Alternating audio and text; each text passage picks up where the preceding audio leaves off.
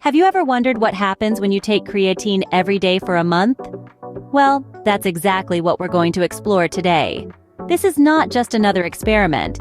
It's a deep dive into the realm of body transformation, a journey through the effects of daily creatine intake, especially for those of you pushing the limits of physical prowess. We're going to uncover the truth, the whole truth, and nothing but the truth. So, are you ready to embark on this 30-day journey with me? All right, day one of this adventure, here we go. Now, let's dive right into the details. The creatine supplement I opted for was the good old creatine monohydrate. No frills, just the pure stuff. On the daily, I'd be taking 5 grams, which is roughly a teaspoon's worth, mixed into my post-workout shake. And boy, was it a routine to get into. The first day felt pretty much like any other. No immediate super strength or lightning speed, alas. But hey, Rome wasn't built in a day, right? The initial week was more about getting used to this new addition to my routine. The taste was neutral, blending well with my protein shake. As for visible changes, they were subtle at best during this period. A slight increase in energy levels perhaps, but nothing too dramatic. But remember, this is just the start. A week down the line, and we're just getting started.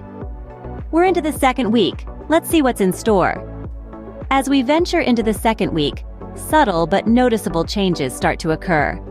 The mirror reflects a slightly more chiseled version of myself, muscles beginning to pop with a bit more vivacity.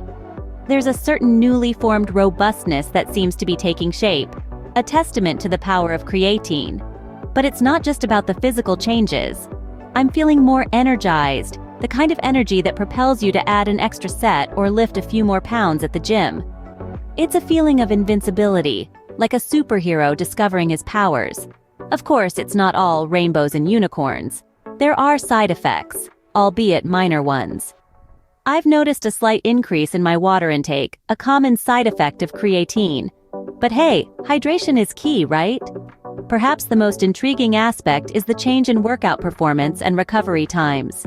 Workouts that once left me gasping for breath and clutching my sides are now just another part of the routine. The recovery periods? They're shorter. My body seems to bounce back faster, ready to tackle the next challenge. All these changes, the good, the not so good, and the downright fascinating, are part of the creatine journey.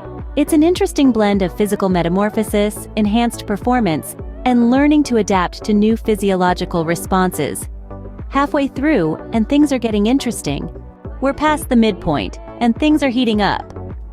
Now let's dive into the nitty-gritty of what's been happening since we crossed the halfway mark of our month-long creatine journey.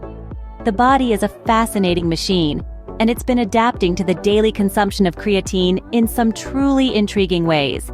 First up, let's talk about physical appearance. While creatine isn't a magic pill for instant muscle growth, it does aid in water retention in the muscles. This leads to a fuller, more pumped look, and boy, we've been noticing some of that. Next on the list is energy levels. Remember how we talked about creatine being a source of quick energy for your muscles? Well, it's been living up to its reputation. The difference is palpable. Workouts that once felt like climbing Mount Everest are now more akin to a stroll in the park. The boost in energy is real, and it's fantastic. Speaking of workouts, let's not forget workout performance.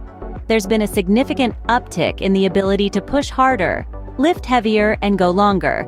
It's like unlocking a hidden level in a video game, except this isn't a game, it's real life. But it's not all sunshine and rainbows. There's been some bloating, a common side effect of creatine. And while recovery times haven't drastically changed, there's a slight improvement. With 1 week left, let's see what other surprises this journey has. We're in the home stretch now. Let's wrap this up.